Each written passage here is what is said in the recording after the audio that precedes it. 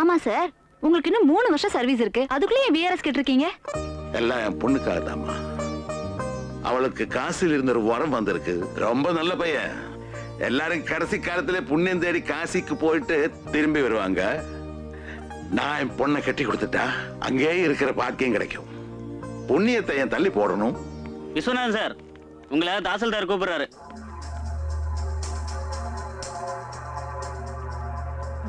பாவம் விஸ்வநாதன், இன்னைக்கு என்ன காரணம் சொல்லி தாசில்தார் இவரை வாங்க போறாரோ? Good morning sir. பாயா சொன்னதா உனக்கு நான் ஈஞ்சம்பாக்கம் சுனாமி கம்பெனியில டியூட்டி போட்டு கொடுத்துருக்கேன். நீ இங்க வந்து உட்கார்ந்துட்டு இருக்க, என்ன அர்த்தம்? போல நீ. நான் போயிட்டு வர ரொம்ப தூரம் சார். ஓஹோ, பரமசிவன் வீடு இஞ்சம்பாக்கம் தான்.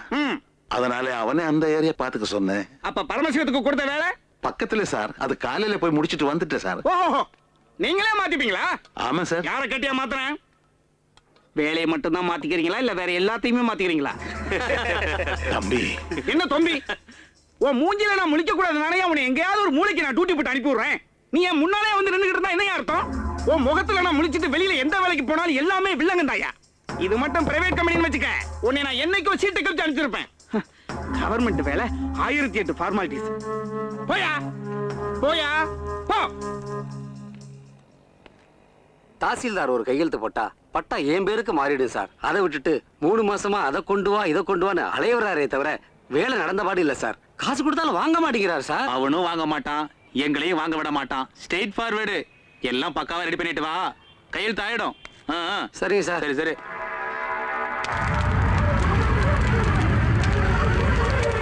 ஒரு நிமிஷம் ஐயா. கூப்பிட்டீங்களா ஐயா? தஹசீல்தார் பட்டாவுக்கு கையெழுத்து போடுறோம், அவ்வளவுதானே? ஆமாங்கய்யா. எவ்வளவு பணம் வச்சிருக்க? அது நிறைய வச்சிருக்கோம்ல, மனுஷன் வாங்க தானே மாட்டேங்கிறாரு. எதுக்குமே ஒரு நேரம் இருக்கு. அந்த ஆளு லஞ்ச ஊர்ல தனியா உட்கார்ந்து சாப்பிட்டுட்டு இருப்பா. அப்ப போய் கையில காசை கொடுத்துட்டு விஷயத்த சொல்லுங்க, வேலை முடிஞ்சிடும். லஞ்சாவில லஞ்சம் வாங்குறாரா? அட இது தெரியாம ஒரு 6 மாசமா அலையறான்ல. கொடுத்துறோம்ல. பட்டுங்களா? வாங்க. வரையா.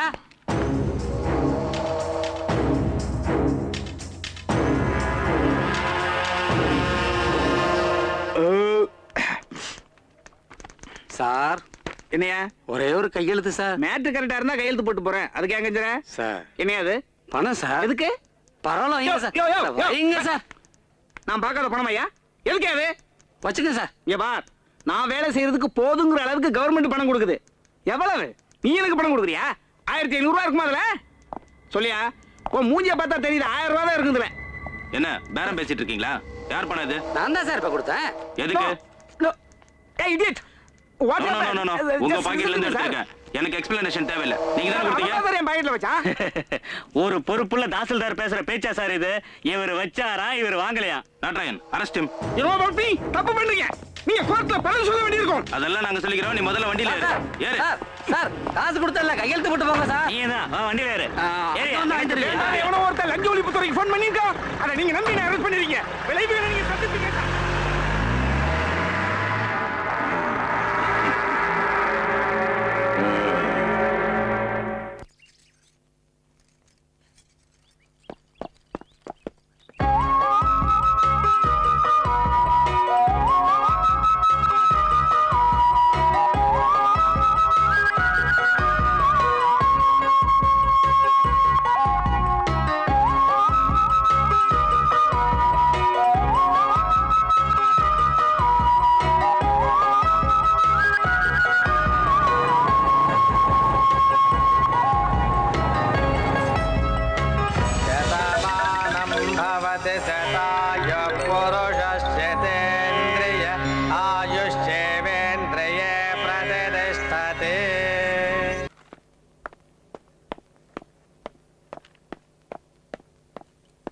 டேய் கண்ணா, என்னடா இது? நீ நினைச்சது நடக்க போகுதுமா. உன் மருமகளை பாத்துட்டேன். இது அவ போட்ட மாலை தான். என்னடா சொல்ற? பாத்தேங்கற மாலை போட்டாங்கற. நாங்க இல்லாமயே கல்யாணத்தை முடிச்சிட்டியா நீ? ஐயோ அப்படியெல்லாம் செய்வனாமா? டேய் கண்ணா, உடனே கிளம்பலாம்டா. அந்த பொண்ணை நான் பார்க்கணும். என் மருமகளை இன்னைக்கு இப்பவே நான் பார்த்து ஆகணும்டா. வா வா. பெத்த அம்மாவே இப்போதான் அவளை கண்ணால பாத்துருக்கேன். இனிமேல் தான் பேசணும் பழகணும். ஆனா ஒண்ணு மட்டும் உறுதிமா, அவதான் உனக்கு மருமக. மகனே, உன்னோட மேரேஜ் ரிசப்ஷன் இந்த ஹோட்டல்ல தான். ஓகே எக்ஸ்கியூஸ் மீ ஒரு நிமிஷம் சார் இந்த மேரேஜ் ரிசப்ஷன் மெனு ஐட்டம்ஸ் இல்ல அந்த கார்டை கொண்டாங்க ஓகே சார் ஆ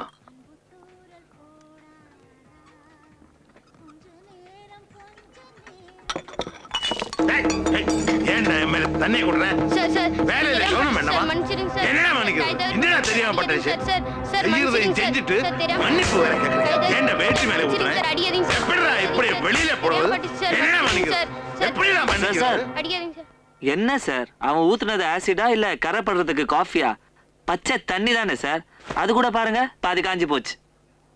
ஏன் சார் தெரியாம பண்ண தப்புக்கு மன்னிப்பு கேட்டா அதுக்கப்புறமும் அடிக்கிறீங்களே? போப்பா. ஏ தம்பி இரு. அவன் செஞ்ச தப்புக்கு அவன் மன்னிப்பு கேட்டான், நீங்க செஞ்ச தப்புக்கு அவன்கிட்ட மன்னிப்பு கேளுங்க சார்.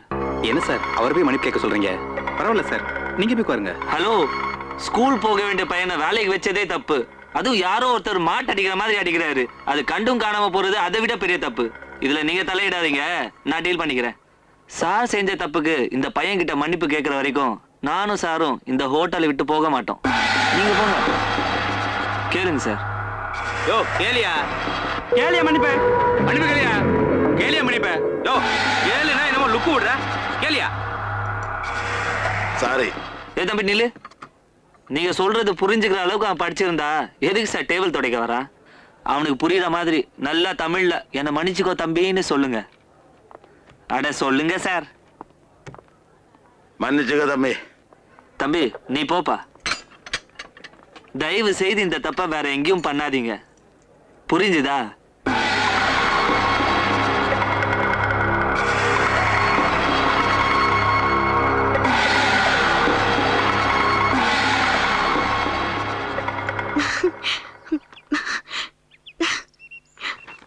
கண்ணா, கொஞ்ச நாளா எனக்கு நல்லதே நடந்துட்டு இருக்கு. நான் எப்பவும் ஆரஞ்சு கம்ப்யூட்டர்ஸ்ல வேலைக்கு அப்ளை பண்ணிட்டேன். நாளைக்கு இன்டர்வியூ வந்திருக்கு. உன்னோட கருணை இருந்தா தானே எனக்கு வேலை கிடைக்கும். இன்டர்வியூல எந்த கேள்விக்கும் டான பதில் சொல்லிடுவேன். எனக்கு வேலை கிடைக்கிறதுக்கு ஹெல்ப் பண்ணு கண்ணா, ப்ளீஸ். ஹெல்ப் பண்ணல? கண்டிப்பா பண்ணுவேன்.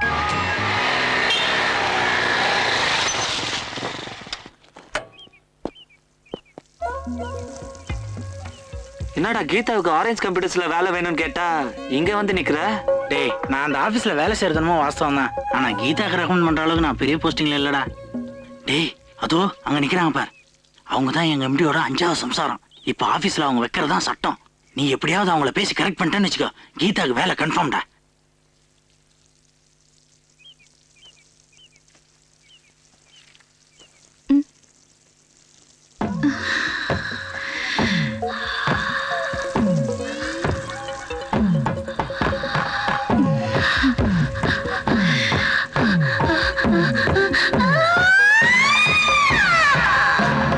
மேடம், ஓ சாரி.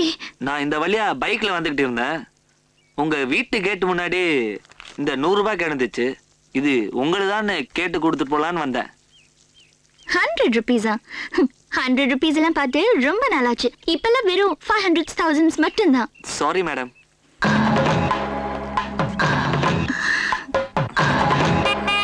மேடம், உங்க வீட்டு அட்ரஸ் கொஞ்சம் சொல்றீங்களா? எதுக்கு கேக்குறீங்க? கீழே கடந்த இந்த 100 ரூபாய் நோட்டை ஏதாவது ஒரு அநாத ஆசிரமத்துக்கு அனுப்பலான்னு இருக்கேன். உங்க வீட்டு முன்னாடி கடந்த பண்ணும் உங்க பேர் போட்டு அனுப்புனாதானே அந்த புண்ணியம் உங்களுக்கு வந்து சேரும். Wow wow, what a beautiful character. உங்களுக்கு கல்யாணம் ஆயிடுச்சா? இப்பதான் ஒரு பொண்ணை லவ் பண்றேன். அவளுக்கு கூட நாளைக்கு ஆரஞ்சு கம்ப்யூட்டர்ஸ்ங்கிற கம்பெனில இன்டர்வியூ. இந்த காலத்துல ரெக்கமெண்டேஷன் வெயிட் வெயிட் வெயிட் இல்ல. வெயிட், எந்த கம்பெனின்னு சொன்னீங்க? Orange computers. உங்க நல்ல மனசுக்கு கண்டிப்பா அந்த வேலை கிடைக்கும். தேங்க்ஸுங்க. ஓகே. ஹலோ ஹலோ, உங்க லவர் பேர் என்ன சொன்னீங்க? Geetha, Geetha Viswanathan. You are appointed. Sir, பேரை பார்த்துதான் இவர் அப்பாயிண்டட்னு சொல்றீங்க? ஏதாவது கேள்வி இருந்தா கேளுங்க சார், நான் டான்னு பதில் சொல்வேன். கேள்வி பதில்லாம் தேவையில்லம்மா. வேற எந்த கீதாவாவது இருக்க போகுது சார்? இன்டர்வியூக்கு வந்திருக்கவங்கள கீதா விஸ்வநாதன் நீங்க ஒருத்தர் தான். உங்களுக்கு பெரிய இடத்துல இருந்து ரெக்கமெண்டேஷன். You are appointed.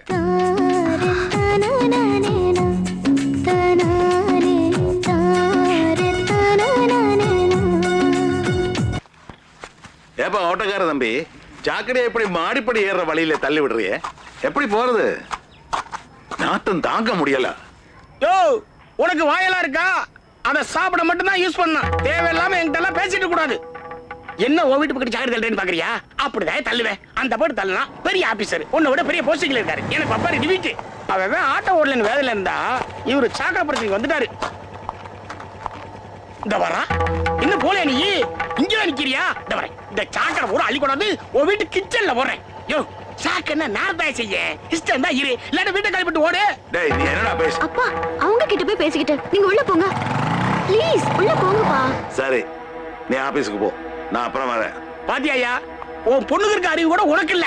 வயசு பொண்ணை வச்சிருக்கிற எந்த வயசான அப்பனும் அக்கம் பக்கம் எந்த நாயும் பேசக்கூடாது. பெருசா பேச வேண்டாரு. பையா பையா நாயம் பேச வந்துட்டேன்.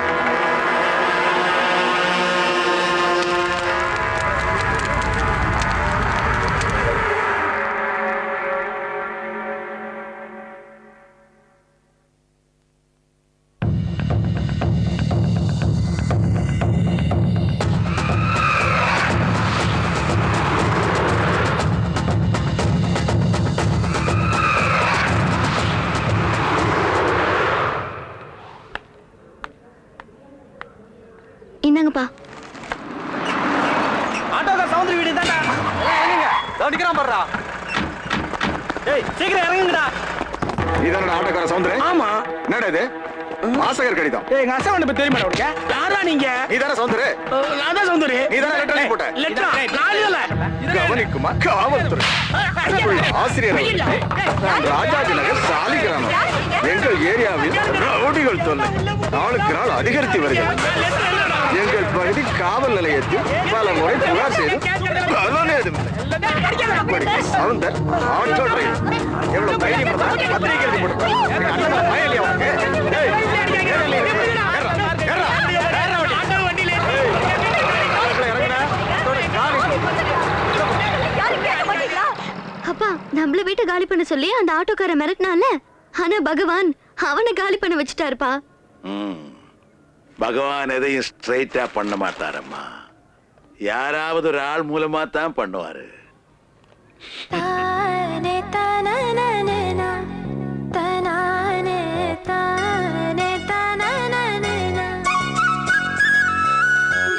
ஹலோ, எனக்கு லக்ஷ்மியை கண்டுபிடிச்சு கொடுத்தது, வேலை வாங்கி கொடுத்தது எல்லாம் யாரு? எப்படி இருப்பாரு? எங்க இருக்காரு? ஓ ரெக்கமெண்டேஷன்ங்கிறதுனால உன் கேரக்டர் மாதிரியே அவர் எல்லா பொண்ணுங்க கூடயும் சுத்தக்கூடாது. அவரு எனக்கு மட்டும்தான் சொந்தம். புரியுதா? ஏய் கண்ணா. ஹாய், ரவி இருக்கானா? இப்பதான் போனா. Just 5 minutes.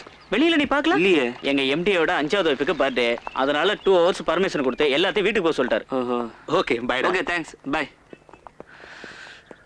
ரவியை பார்க்குற சாக்குல கீதாவை பார்க்கலான்னு வந்தா கிளம்பி போயிட்டாங்களே. சார் இது உங்க பைக்கா? நோ. இது உங்க பைக்கா? என்னது இல்லைங்க. என்னது இது? ஹலோ, இது என் பைக்கு. எதுக்கு எல்லார்கிட்டும் இது உங்க பைக்கா உங்க பைக்கான்னு கேக்குறீங்க? சார் இது உங்க பைக்கா? சார் என்ன மன்னிச்சிட்டேன்னு சொல்லுங்க சார். எதுக்கு மன்னிச்சிட்டேன்னு சொல்லுங்க சார். எதுக்குன்னு கேக்குறேன்ல. மன்னிச்சிட்டேன்னு சொல்லுங்க, அப்புறம் சொல்றேன். சரி மன்னிச்சிட்டேன், சொல்லுங்க. சார் இன்னைக்கு ஆபீஸ் டைம் முன்னாடியே முடிஞ்சிருச்சு. சீக்கிரமா வீட்டுக்கு போலான்னு வேக வேகமா நடந்து வந்தேன். உங்க பைக் இந்த கார்னர்ல நின்னுட்டு இருந்ததா கவனிக்காம வந்துட்டேன். என்னோட கால் பட்டு இண்டிகேட்டர் உடைஞ்சு போச்சு சார்.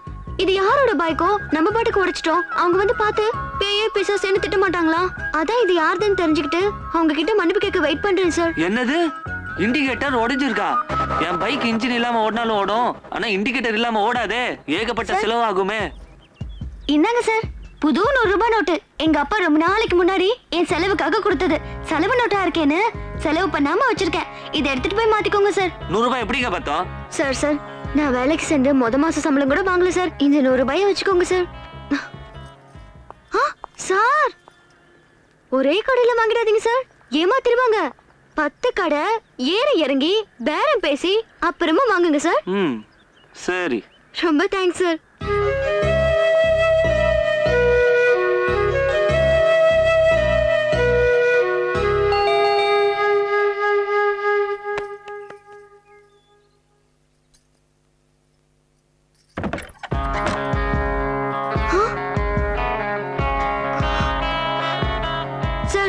நேத்துக்கே என்கிட்ட இந்த காசெல்லாம் கொடுத்துட்டேனே, இது? ஒரு சின்ன இண்டிகேட்டர் உடைச்சதுக்காக எப்படியோ என் வீட்டு அட்ரஸ் கண்டுபிடிச்சு இப்ப அப்பா இல்லாத நேரம் பார்த்து வந்து நிக்கிறீங்களா? இருங்க சார், எங்க அப்பா இன்னும் கொஞ்ச நேரத்துல வந்துருவாரு. காசு பத்தலைன்னா அவர்கிட்ட வாங்கி கொடுத்துறேன். காசெல்லாம் வேண்டாங்க. நேத்துக்கே இண்டிகேட்டர் வாங்கி மாட்டியாச்சு. நீங்க சொன்ன மாதிரியே 10 கடை ஏறி இறங்கலான்னு பார்த்தேன். அதுக்குள்ள 7வது கடையிலே கிடைச்சிடுச்சு.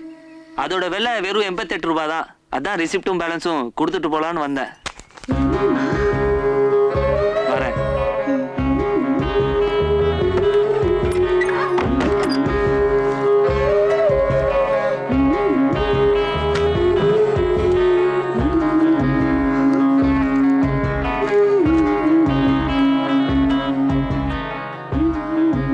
என்ன இது? நான் கொடுத்த 100 ரூபாய் நோட்டை அப்படியே திருப்பி கொடுத்துட்டாரு. ஹலோ, ஏய்